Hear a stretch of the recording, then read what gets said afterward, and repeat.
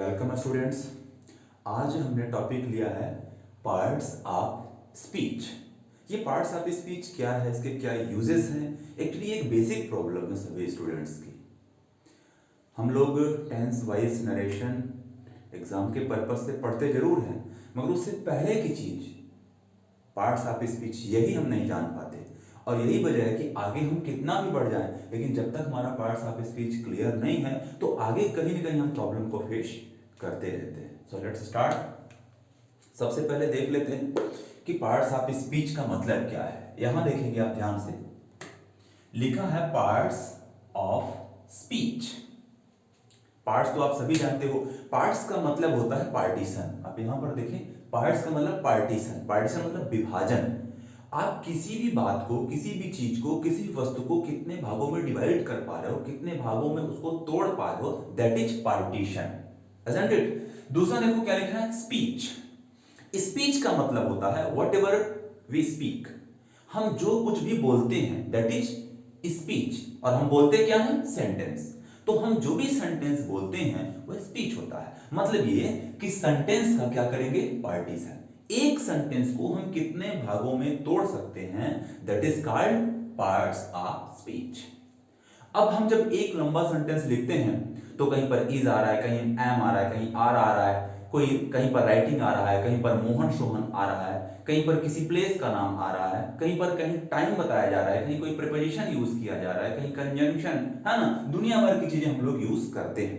तो एक सेंटेंस में हम उनको क्या कर देते हैं, पार्टीशन उनका कर देते हैं, अलग अलग कर देते हैं। और जब हम अलग अलग कर देते हैं तब वह सारे के सारे जो हैं उनके नाम अलग अलग हो जाते हैं। जैसे मैं आपको यहां पे लिखता हूं, सबसे पहले इसमें हमारा आता है नाउन। क्या आता है, नाउन। दूसरे नंबर पे हमारा आता है प्रोनाउन।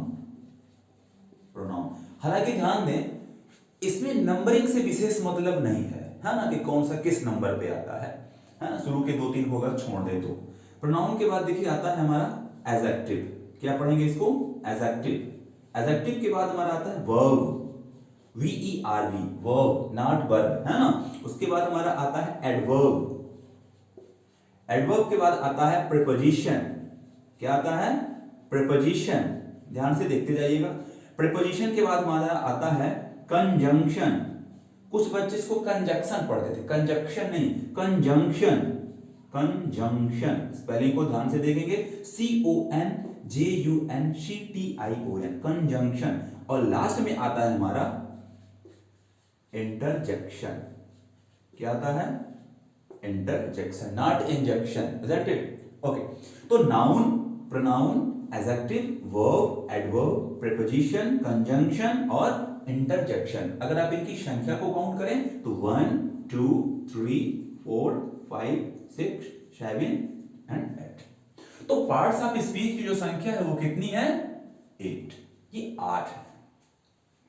अच्छा, पार्ट्स ऑफ स्पीच की जरूरत क्यों पड़ी है ना, ये भी तो थोड़ा समझ लेना जरूरी है, क्योंकि आज हम इसका इंट्रोडक्शन आपको दे रहे हैं। पार्ट्स ऑफ स्पीच की जरूरत हमें इसलिए पड़ी क्योंकि पार्ट्स ऑफ स्पीच जो है यह हमारी जो ग्रामर है, क्या, हमारी जो ग्रामर है उस ग्रामर की क्या है, बैकबोन है। ग्रामर की बैकबोन क्या है, ग्रामर की बैकबोन क्या है, पार्ट्स ऑफ स्पीच।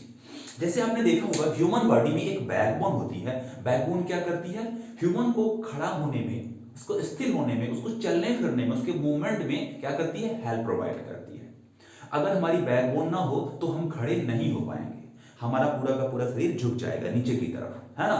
और हमारे शरीर को जो मजबूती, जो स्थिरता मिलती है वो अभी हमें नहीं मिल पाएगी।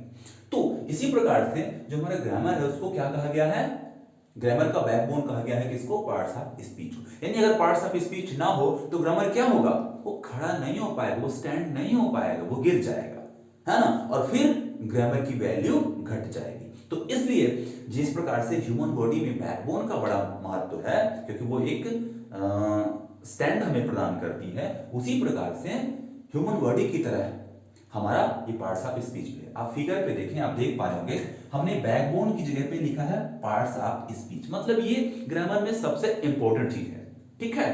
अगर इस ह्यूमन बॉडी को मैं पूरा का पूरा इंग्लिश ग्रामर बोल दूं तो इस पूरे ह्यूमन बॉडी रूपी ग्रामर में जो मजबूती प्रदान करती है उस ग्रामर को, उस लैंग्वेज को, वो क्या है? पार्ट्स ऑफ स्पीच, जो कि क्या है? उसकी बैकबोन है, रीढ़ की हड्डी। और बैकबोन के अलावा बाकी जो हमारे ऑर्गन्स हैं, बाकी जो हमारे बॉडी पार्ट्स हैं, उनको अलग अलग नाम दिया गया है। जैसे हम किसी को नरेशन बोल दें, किसी को क्लास बोल दें, किसी को वॉइस, किसी को टेंस, किसी को फ्रेज, एटसेट्रा। ठीक है, तो हम अलग अलग नाम दे सकते हैं, लेकिन जो स्टैंड देता है that is parts of speech. अगर पार्ट्स ऑफ स्पीच ना हो तो ग्रामर का अस्तित्व खतरे में आ जाएगा। अगर बैकबोन ना हो तो हमारी बॉडी का अस्तित्व खतरे में आ जाएगा। Doesn't it? आई होप कि आप इतना समझ गए होंगे। इसी को अगर आप दूसरे तरीके से देखें, अगर मैं इसको ह्यूमन बॉडी ना कह के पार्ट्स ऑफ स्पीच को मैं एक ट्री का नाम दे दूं, समझना, अगर मैं पार्ट्स ऑफ स्पीच को एक ट्री बोल दूं, समझना, तो क्या होगा? उस पार्ट्स ऑफ, ये जो पार्ट्स ऑफ स्पीच है उस ट्री की रूट कहलाएगी। क्या कहलाएगी? रूट, क्योंकि रूट के बिना शूट का कोई मतलब नहीं होता है। ठीक है, और फिर बाकी जो उससे निकलेंगे, जो ब्रांचेस निकलेंगे, जो स्टेम निकलेंगे, उन सब के नाम अलग अलग होंगे। ठीक है, ठीक है। अब पार्ट्स ऑफ स्पीच में कितने हैं? जैसे हमारी ये जो बैकबोन है, इसमें आपने देखा होगा कि 26 बोन्स होती हैं। कितनी? जो छोटा बच्चा होता है उसमें 33 बोन्स होती हैं, लेकिन जैसे जैसे वो बड़ा होता जाता है तो कुछ बोन्स आपस में जुड़ जाती हैं और इनकी संख्या घट करके क्या हो जाती है? 26 हो जाती है। तो इसी प्रकार से हमारा जो पार्ट्स ऑफ स्पीच है इंग्लिश ग्रामर का, इसकी संख्या कितनी है? 8। पहला क्या है? Noun, then pronoun, then adjective, then verb, adverb, preposition, conjunction and interjection. I hope कि आपको इतनी बात समझ में आई होगी। अब हमने यहां पर तो कह दिया कि पार्टीशन ऑफ सेंटेंस, किसी सेंटेंस का पार्टीशन ही क्या कहलाता है? Parts of speech. तो आइए इसके पार्ट करके देख लेते हैं, इनका पार्टीशन करके देख लेते हैं कि कैसे। यहां देखिए एक सेंटेंस लिखा हुआ, लिखा है how many parts of your sentence are there. क्या लिखा है? How many parts of your sentence are there. आप जो भी सेंटेंस बोलते हो, जैसे आप कहते हो I am going to school, I am busy now, है ना, इत्यादि सेंटेंस आप बोलते रहते हो। तो आप जितना भी बोलते हो, जो भी सेंटेंस आप स्पीक करते हो, बोलते हो, तो उसके कितने पार्ट्स हैं? How many parts of your sentence are there. तो उस सेंटेंस में कितने पार्ट्स बन रहे हैं? देखें कुछ सेंटेंस लिखे गए। पहला सेंटेंस लिखा है, यहां देखें, लिखा है ऋषि हिट्स हिज टारगेट। बहुत ध्यान से देखिएगा, क्या कह रहा है? Rishi hits his target. Rishi अपना टारगेट हिट करता है। दूसरा सेंटेंस लिखा है we are waiting for the bell. हम घंटी बजने का इंतजार कर रहे हैं। तीसरा कह रहा है he said that his body and soul were together then। मतलब उसने कहा कि उसकी जो बॉडी और उसका जो सोल है वो दोनों क्या हैं? टुगेदर थे, एक साथ थे। ठीक है, अब यहां पर समझना जरूरी है कि ये तो पूरा का पूरा सेंटेंस हो गया। ठीक है, ये यहां से यहां, ये पूरा का पूरा एक सेंटेंस है, लेकिन इसका पार्टीशन करते हैं तो ये अलग अलग जो वर्ड्स निकलेंगे तो वही क्या कहलाएंगे? Parts of speech. ठीक है, अब देखें ये पूरा का पूरा सेंटेंस है, पार्टीशन कर दें। जैसे पहला क्या है? ऋषि। ऋषि क्या है? ऋषि एक व्यक्ति का नाम है और नेम मींस नाउन। नाउन को स्मॉल एन से दर्शाते हैं। ठीक है, तो ऋषि क्या है? नाउन है। फिर देखा यहां लिखा है हिट्स, एक दूसरा वर्ड है उसी सेंटेंस का पार्टीशन करने पर। तो जो हिट्स है ये क्या है? वर्ब। हमने देखा ना, नाउन एंड वर्ब। अगला देखो लिखा है हिज। हिज को आप ध्यान से देखें, हिज क्या है? एडजेक्टिव, ये तीसरा नंबर में। तो हिज क्या है? एडजेक्टिव। और आखिरी जो है टारगेट। टारगेट क्या होता है? एक लक्ष्य होता है ना, जहां पर हम अपनी मंजिल की तरफ जाते हैं, that is a place, isn't it? और वो क्या कहलाएगा? नाउन। तो टारगेट भी यहां पर क्या है? नाउन। तो आप देख पा रहे होंगे कि इस एक सेंटेंस को ऋषि हिट्स हिज टारगेट को हमने क्या कर दिया? उसका पार्टीशन कर दिया। तो कितने पार्टीशन हो गए? 1 2 3 4, 4 पार्टीशन हो गए। अब ये 4 पार्टीशन में देखो, पहला नाउन है, दूसरा वर्ब है, तीसरा एडजेक्टिव है और चौथा नाउन है। तो कहने का मतलब ये हुआ कि पार्ट्स ऑफ स्पीच में जो भी हम सेंटेंस का पार्टीशन करते हैं वो इन 8 के अलावा नौवीं कोई भी चीज नहीं होगी। चाहे आप टेंस पढ़ें, वॉइस पढ़ें, नरेशन पढ़ें, क्लास पढ़ें, जो भी आप पढ़ेंगे वो इन 8 के अलावा नौवीं चीज हो नहीं सकती। क्लियर? अब आगे देखें, एक और सेंटेंस दिया है हमें, क्या लिखा है? We are waiting for the well. अब यहां पर देखिए ये तो पूरा का पूरा एक सेंटेंस हो गया। सेंटेंस की पहचान क्या है, वो कैपिटल से स्टार्ट होगा, फुल स्टॉप पे, क्वेश्चन मार्क पे या एक्सक्लेमेशन साइन पे एंड होगा, ये उसकी पहचान होती है। ठीक है, उसमें सब्जेक्ट होगा, उसमें वर्ब होगी, उसमें ऑब्जेक्ट होगा, या तीन में से कोई भी दो होना जरूरी है। ठीक है, इसको हम लोग कहते हैं SVO, मतलब subject plus verb plus object. इनमें से कोई भी दो का होना जरूरी है, या तो ये दो रहेंगे या तो ये दो रहेंगे, है ना, तीनों भी हो सकते हैं, लेकिन दो का होना अनिवार्य है ना, बिना दो के सेंटेंस नहीं बन सकता। चलिए देख लेते हैं, यहां पर वी देखें, वी पार्टीशन कर देते हैं, तो वी क्या है, प्रोनाउन है दूसरे नंबर पे। यहां देखें we, I we you they, है ना, ये सारे प्रोनाउन है। उसके बाद देखो यहां क्या लिखा है, आर, ARE, आर क्या है, वर्ब। यहां देखो ये चौथे नंबर पे वर्ब, हेल्पिंग वर्ब है ना, वर्ब मींस हेल्पिंग वर्ब। यहां पर अगेन देखो लिखा है वेटिंग, वेटिंग भी क्या है, वर्ब है, वर्ब के फर्स्ट फॉर्म में ING लगा हुआ, ये भी क्या है, वर्ब है। तो ये हमारा हो गया प्रोनाउन, ये हमारी हो गई वर्ब, ये भी हमारी हो गई वर्ब। फिर वर्ब को जब हम क्लासिफाई करेंगे तो बताएंगे हेल्पिंग है कि मॉडल ऑक्सिलरी है कि मेन वर्ब है ना, फिर वो उसके अंतर्गत आएगा। चलिए आगे देख लेते हैं, यहां पे लिखा अगला फॉर, FOR। अब ये फॉर क्या है, ये है प्रीपोजिशन। क्या है, प्रीपोजिशन, है ना। हम बताएंगे प्रीपोजिशन क्या करता है, दो नाउन को कनेक्ट करता है, एक दूसरे के साथ संबंध को दर्शाता है, बताएंगे। चलिए आगे देखते हैं, आगे लिखा हुआ है द, और द क्या है, एडजेक्टिव है, जो एडजेक्टिव में आर्टिकल्स के अंतर्गत आता है। ए एंड द क्या है, आर्टिकल्स हैं, और ये एडजेक्टिव के अंतर्गत आते हैं। तो द को हम यहां पर क्या बोल देंगे, एडजेक्टिव है, और एडजेक्टिव के अंदर क्या है, आर्टिकल है। ध्यान दीजिएगा, ए एंड द का प्रयोग आपने पढ़ा होगा, एग्जाम में कई बार पूछा जाता है।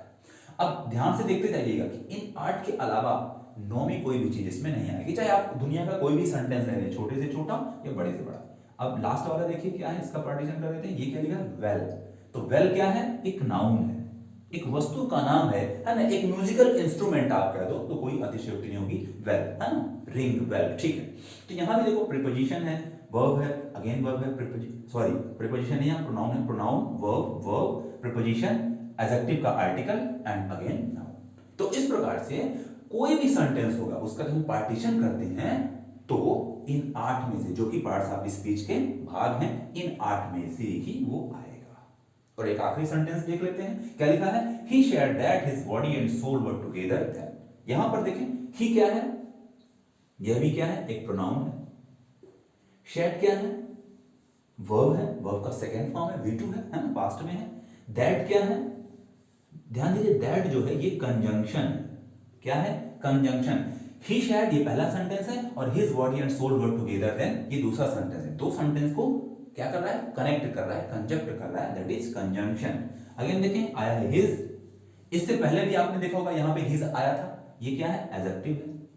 एडजेक्टिव की विशेषता क्या होती है, वो किसी नाउन के ठीक पहले आता है, और बॉडी क्या है, शरीर क्या है, बॉडी, वो क्या है, नाउन है, तो ये नाउन के पहले आ रहा है, हिज बॉडी, है ना, नाउन हो गया आपका। इसके बाद देखें एंड क्या है, ये भी कंजंक्शन है। ध्यान दें, कंजंक्शन दो सेंटेंसेस को तो जोड़ता ही है, दो या दो से अधिक, साथ में दो वर्ड्स को भी जोड़ता है। जैसे यहाँ क्या है, बॉडी एंड सोल, ये दो अलग अलग शब्द हैं, इन दोनों को कनेक्ट कर रहा है, बॉडी एंड सोल को। तो ये क्या हो गया, कंजंक्शन। और सोल अगेन क्या हो गया, नाउन है। सोल कहाँ होती है, ह्यूमन बॉडी के अंदर होती है, जिसकी वजह से हम लोग चल फिर पाते हैं या जीवित रह पाते हैं। तो ये क्या हुआ, हमारा नाउन है। फिर देखो लिखा है वर्ड, वाज वर, ये क्या है, वर्ब है ना, पास्ट की हेल्पिंग वर्ब है। अगेन देखो टुगेदर, टुगेदर क्या है, यहाँ पर वर्ब के रूप में इस्तेमाल किया गया है। टुगेदर का मतलब एक साथ होना, ठीक है। और लास्ट में देखो क्या लिखा है, देन।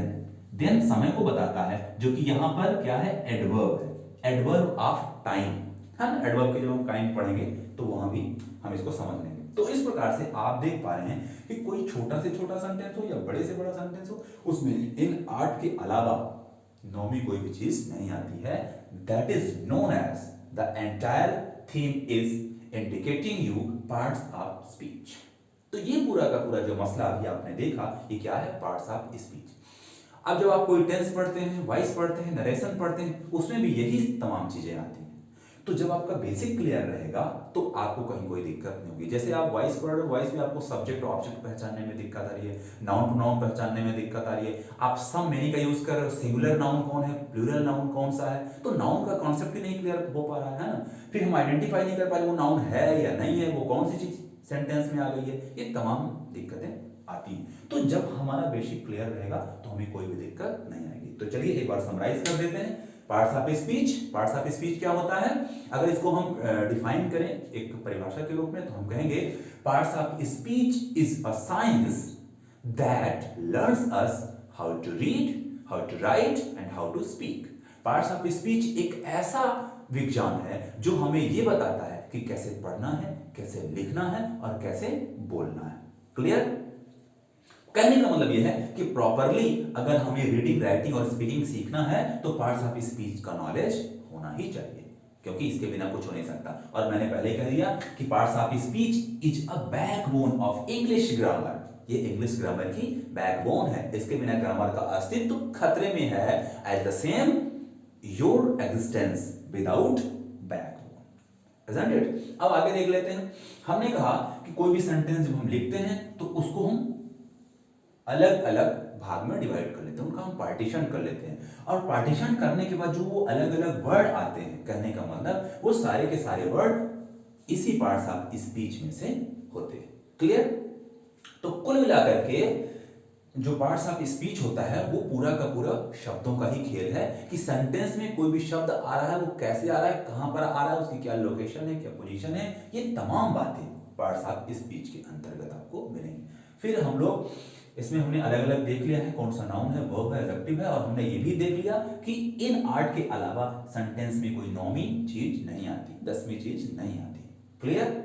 इनके नाम एक बार फिर से मेरे साथ रिपीट कर लें। Noun, pronoun, adjective, verb, adverb, preposition, conjunction and interjection. तो इस प्रकार से ये आज बेसिक नॉलेज रहा पार्ट्स ऑफ स्पीच का, इसका मतलब क्या होता है ना। और आगे हम लोग फिर इसको डिटेल में भी देखेंगे कि अब नाउन क्या है, नाउन को हम लोग पढ़ेंगे। और ये भी ध्यान रखें, कई बार बच्चे सोच लेते हैं कि हमने तो रमेश, मोहन, सोहन, है ना, टेबल, फैन, चेयर ये सब पढ़ लिया तो हम नाउन को समझ गए। ऐसा नहीं होता। सभी क्लास का अपना लेवल होता है और हर क्लास के बाद जो अगली क्लास आती है उसका लेवल बढ़ता चला जाता है ना। जैसे आप पहली दूसरी क्लास की कोई इंग्लिश की बुक पढ़ेंगे तो उसमें जो भी स्टोरी या पोएम है वो जनरली आपको समझ में आएगी। लेकिन अगर आप वही 10th लेवल की बुक पढ़ें या 12th लेवल की बुक पढ़ें या फिर कॉलेज लेवल की बुक पढ़ें तो उतनी ही कठिनाई वो बढ़ती चली जाती है। जो हार्डनेस है, जो लैंग्वेज की समझ होती है ना, उस समय के साथ ना बढ़ती चली जाती है। तो कहने का मतलब ये है कि हमें कभी ये नहीं सोचना है कि हम तो रमेश, सुरेश, मोहन, सोहन, टेबल, चेयर जानते हैं तो हमें नाउन आता है, ऐसा नहीं है। नाउन अभी आगे भी है, it's much more, not just simple like the name of person, place और थिंग, है ना। सिर्फ इतना नहीं है कि किसी व्यक्ति, वस्तु या स्थान के नाम को नाउन कहते हैं, इससे आगे भी कुछ चीजें हैं, है ना, हम डिस्कस करेंगे। तब तक पेशेंस बनाए रखिए, मिलते हैं अगले वीडियो में। लाइक, शेयर और अपने दोस्तों को शेयर जरूर करें, उनका भी भला हो। It's free of cost.